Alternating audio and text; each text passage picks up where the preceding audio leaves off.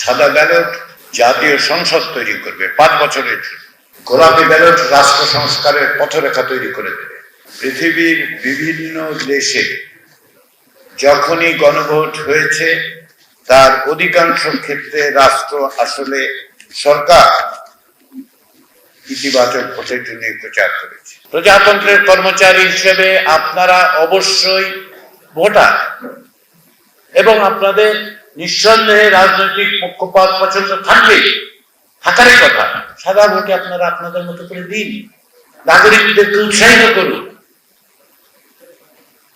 যেন সাদা ব্যালটে তাদের রাজনৈতিক পছন্দ অনুযায়ী প্রার্থীদের নির্বাচন করেন। পাশাপাশি এটাও বলুন, গোলাপি ব্যালটে যা থাকবে সেটা হচ্ছে রাষ্ট্রটা আপনি ভবিষ্যতে কিভাবে সংস্কার করতে চান। সাদা ব্যালট তৈরি করবে কি?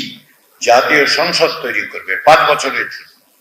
আর গোলাপি ব্যালট রাষ্ট্র সংস্কারের পথরেখা তৈরি করে দেবে। এইটা কে ক্ষমতায় গেল না গেল তাতে কিছু যায় আসে, প্রত্যেককে এই দায়িত্ব পালন করতে হবে।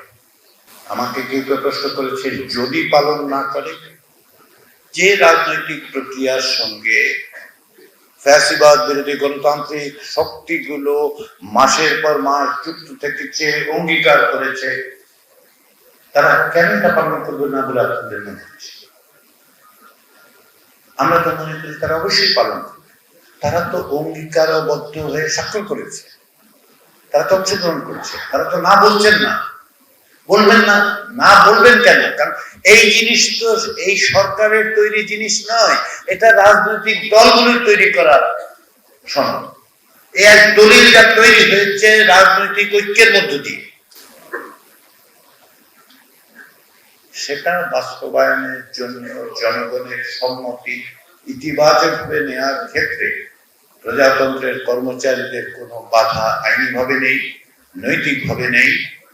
আর যদি আপনি আমাকে বলেন যে বৈশ্বিক প্রেক্ষাপটে পৃথিবীর বিভিন্ন দেশে যখনই গণভোট হয়েছে তার অধিকাংশ ক্ষেত্রে রাষ্ট্র আসলে সরকার ইতিবাচক ভোটের জন্য প্রচার করেছে।